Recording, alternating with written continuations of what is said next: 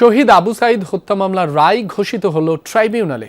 আবু সাইদকে হত্যার দায়ে রংপুরে 2 পুলিশ কর্মকর্তাকে ফাঁসি এবং 3 পুলিশ কর্মকর্তাকে যাবজ্জীবন কারাদণ্ড দেওয়া হয়। তবে আবু সাইদকে হত্যার নির্দেশদাতা ও ময়নাতদন্তের রিপোর্ট পাল্টাতে চাপ প্রয়োগের অভিযোগ আনা রংপুরের পুলিশ কমিশনার মনিরুজ্জামানকে দেওয়া হয় 10 বছরের কারাদণ্ড। বেগম রোকেয়া বিশ্ববিদ্যালয়ের ভিসি, ছাত্রলীগ সভাপতি পোমেল বড়ুয়া সহ 5 জনকে দেওয়া হয় 10 বছরের কারাদণ্ড। এছাড়া বাকিদের দেওয়া হয় বিভিন্ন মেয়াদে সাজা।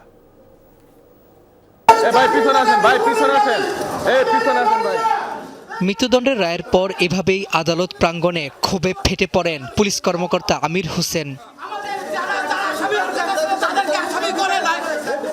বৃহস্পতিবার আবু সাইদ হত্যা মামলার রায় ঘোষণা করেন ট্রাইব্যুনাল 2। শুরুতেই বিচারক পর্যবেক্ষণ দেন, তার সামনে মানুষ আছে সেটা ভেবেই দুহাত প্রসারিত করে দাঁড়িয়েছিলেন আবু সাইদ, কিন্তু ভাবেননি সামনে দাঁড়িয়ে আছে অমানুষ। বেলা 12টার পর এজলাসে 6 আসামির উপস্থিতিতে সাজা ঘোষণা করা হয়, যা বাংলাদেশ টেলিভিশনের মাধ্যমে সরাসরি সম্প্রচার করা হয়। সংক্ষিপ্ত রায়ে আবু সাইদকে হত্যার অভিযোগ প্রমাণিত হয়। গুলি ছুড়ে হত্যার দায়ে পুলিশ কর্মকর্তা আমির হোসেন ও কনস্টেবল সুজন চন্দ্র রায়কে মৃত্যুদণ্ডের রায় শোনানো হয়। এই নির্মম হত্যাকাণ্ডটি সারা দুনিয়ার মানুষ, সারা পৃথিবী দেখতে পেয়েছিল। এছাড়া যাবজ্জীবন সাজা দেয়া হয় রংপুর পুলিশের সাবেক 3 কর্মকর্তা আরিফুজ্জামান, রবিউল ইসলাম নয়ন ও বিভূতিভূষণ রায়কে। তবে আবু সাইদকে হত্যায় নির্দেশদাতা ও ময়নাতদন্তের রিপোর্ট পাল্টাতে চাপ প্রয়োগের দায়ে পুলিশ কর্মকর্তা মনিরুজ্জামানকে দেয়া হয় 10 বছরের কারাদণ্ড। বেগম রোকেয়া বিশ্ববিদ্যালয়ের সাবেক ভিসি হাসিবুর রশিদ, বিশ্ববিদ্যালয়ের ছাত্রলীগের সভাপতি পোমেল বড়ুয়া সহ 5 জনকে দেয়া হয় 10 বছরের কারাদণ্ড। বাকি 20 আসামিকে 3 থেকে 5 বছরের মেয়াদে সাজা দেওয়া হয়। এই মামলায় সর্বমোট 25 জন সাক্ষীর সাক্ষ্য নেওয়া হয়েছে। এই ঘটনার মধ্যে যেমন সুপিরিয়র কমন রেসপন্সিবিলিটি ছিল, এইড অ্যান্ড অ্যাবেটমেন্ট ছিল, জয়েন্ট এন্টারপ্রাইজ ছিল, সেপারেট রেসপন্সিবিলিটি ছিল। এই সমস্ত অপরাধগুলো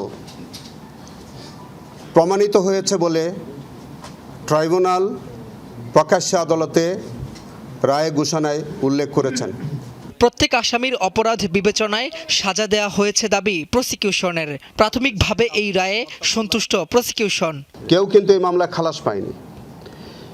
কোয়ান্টাম অফ সেন্টেন্স হয়তো কম, কোনটা বেশি মনে হতে পারে, সেটি বিচার্য বিষয় এবং সেখানে আমাদের ট্রাইব্যুনালের মাননীয় বিচারপতিগণ তারা সাক্ষ্য প্রমাণের ভিত্তিতে হয়তো সেই সেন্টেন্সটা দিয়েছেন। আসামি পক্ষের আইনজীবীরা বলছেন তাদের মক্কেলরা এই রায়ে ন্যায় বিচার থেকে বঞ্চিত হয়েছেন, সাজার বিরুদ্ধে করবেন আপিল।